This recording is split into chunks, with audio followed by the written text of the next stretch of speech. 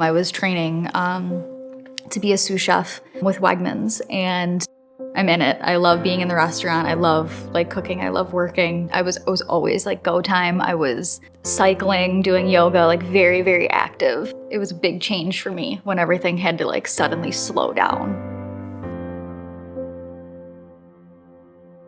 I was feeling tired and, a little bit just under the weather.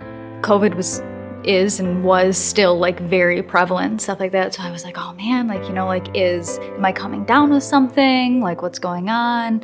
And then the nosebleeds started. They were lasting for long periods of time, a couple hours.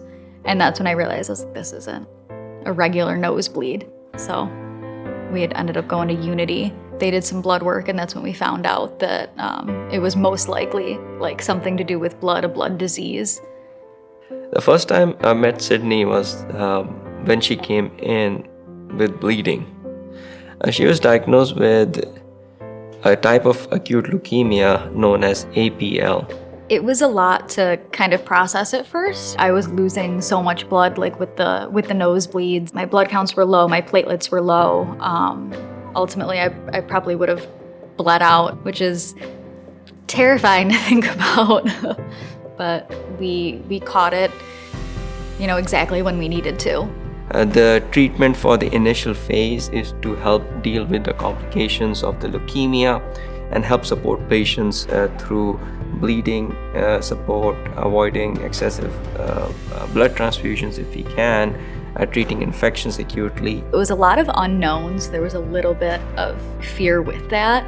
But just everybody was so supportive. We're here for whatever you need. We're gonna help you through this. That initial month is crucial so that they can survive the acute complications that they may experience from the disease itself. Dr. Jamshed, he was talking me through the process, and that level of trust there, he was fantastic. It's if I can understand what's going on too, that gives me a sense of ownership, a little bit of control back, where I'm I know what we're doing. I know why I'm taking these drugs. I know why they're doing these treatments.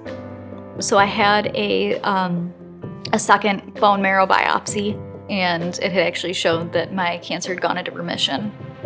So the 40 days that I had spent in the hospital, we got to exactly where we wanted to be. So they released me, and I was allowed to go home. And I was allowed to be home for a month before I started my first round of consolidation treatment. And then following that, there is a maintenance phase that helps maintain the remission. Being young at the time of diagnosis, you have your whole life ahead of you. In future, she should be able to do most of what she wants to do. She wants to cook, she wants to go hiking, she wants to go on a US-wide tour. I'm hoping that she'll be able to get to that in the near future. It takes a village to beat cancer. I found my village there at SAN 600 and at the Lipson Cancer Center, that it's they took care of me when I couldn't take care of myself. I don't know if there's words that you can say to somebody when you've been through that with them. They're a part of me now, and it's I wouldn't be sitting here without them. I have a lot ahead of me, and I'm very excited.